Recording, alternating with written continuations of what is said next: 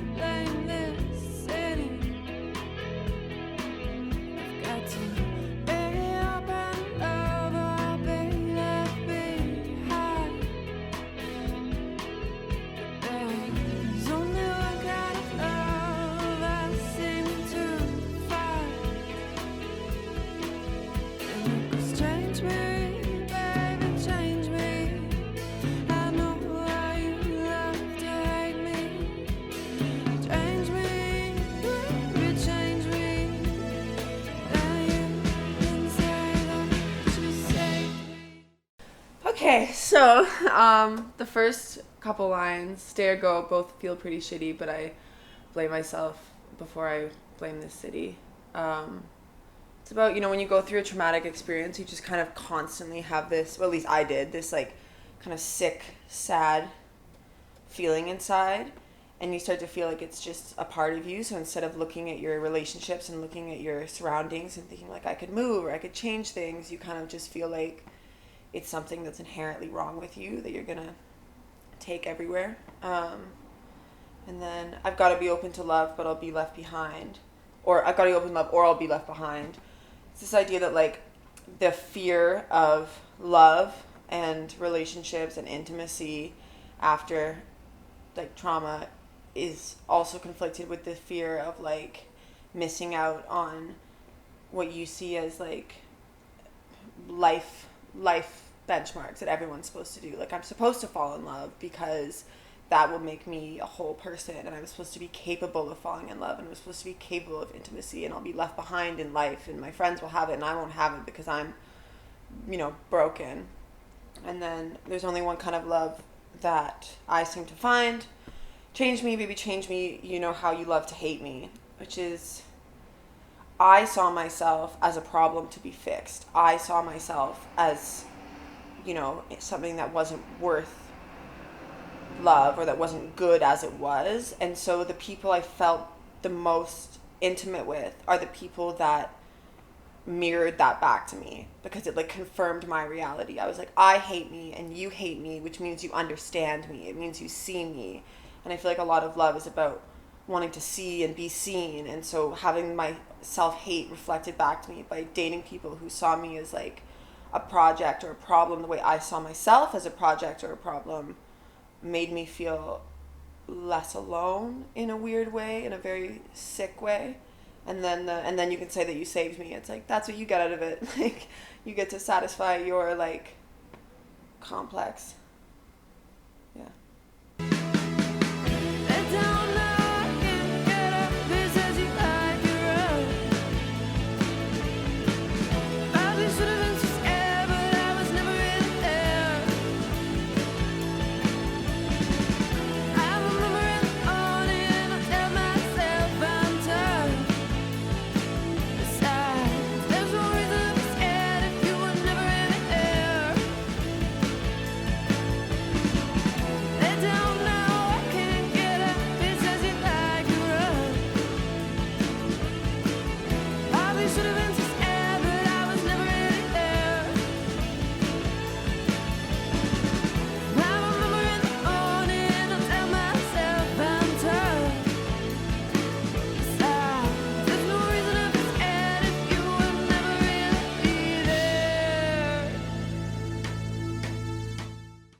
So, sorry, the chorus is so, it's really, like, I really just say it like it is.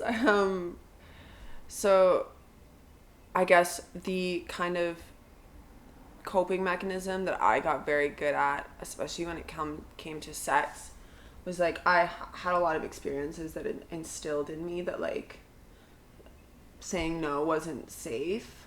Um, so I just stopped saying no and got really good at disconnecting from my body. So that's the whole idea of like I was never really there. And sometimes that was through, you know, drugs and booze, and sometimes that was through just convincing myself that like I I could just like endure things and that like I'm tough and like I, you know, this is the best option and the safest thing for me to do is just to let things happen and pretend that they're not happening, or sometimes hope that the other person would notice. You know what I mean?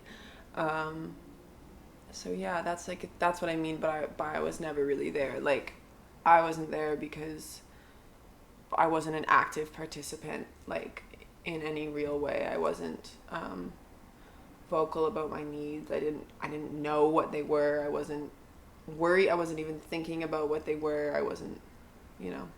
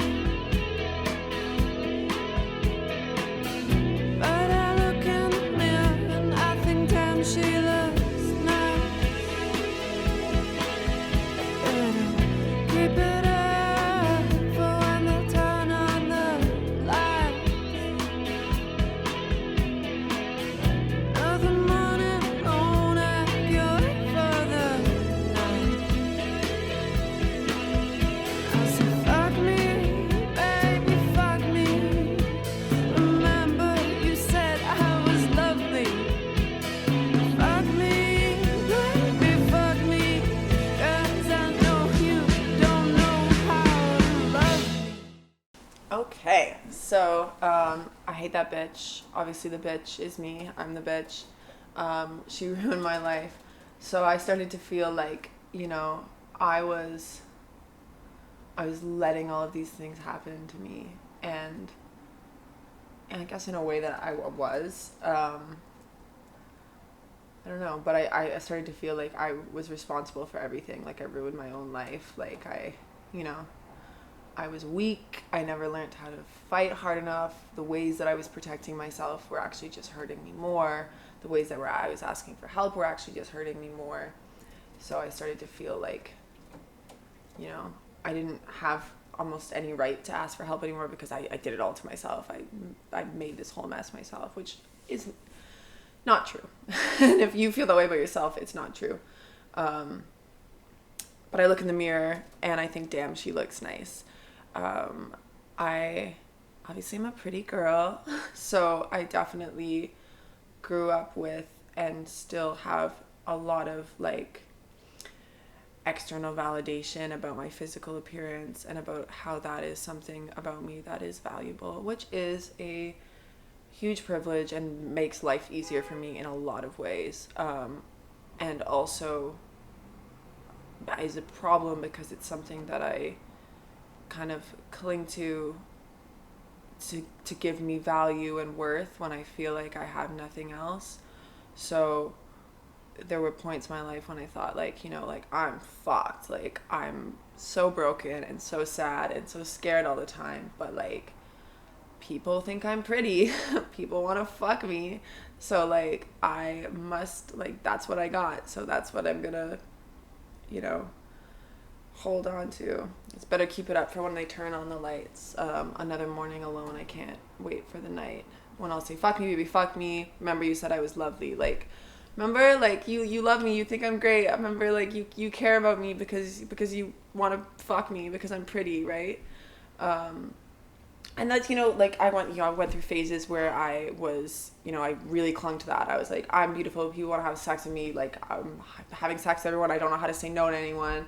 And then I go through phases where I'm like, I can't have sex at all. Like, I can't touch anyone. Nobody touch me. Nobody look at me. So it swings both ways. And I've learned, like, in therapy and just in life that, like, both of those responses are completely natural, and that people experience both of them. People experience one of them, and that, like, both are just different ways to cope, and it's normal. And then fuck me baby fuck me, because I know you don't know how to love me. It's like I've given up on the idea of somebody really loving me, and now it's interesting, because before I had given up on that idea of someone loving me the way that I imagined love was supposed to be, and it was like this heartbreaking, like, horrible pill to swallow. I was like, I'm gonna be alone because I am unlovable, and I felt like I was unlovable because I was not enough. And now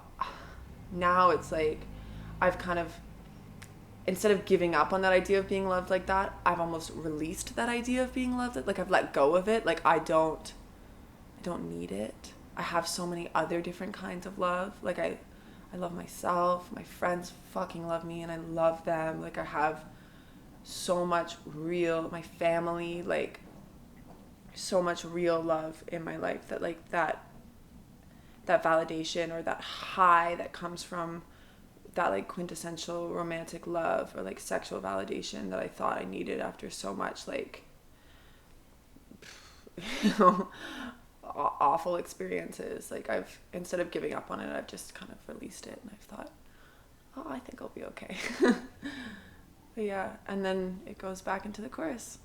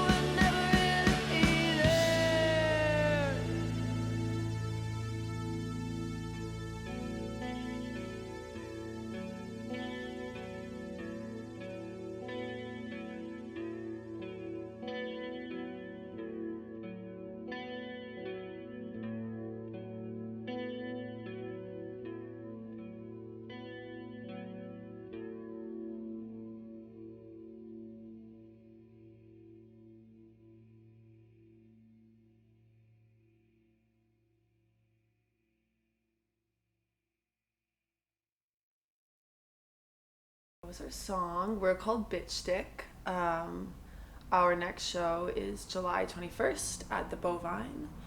I hope you can come. That song is on Spotify, Apple Music, I think Bandcamp, YouTube. I played it. My niece wanted to hear it, and they don't have Spotify or whatever, so I played it for her on YouTube, and she went, huh, 0 views. I was like, thanks, baby, you're right. She was like, interesting. But yeah, so I'm Frances from Bitch Stick, and that was Dead Eyes from Top to Bottom.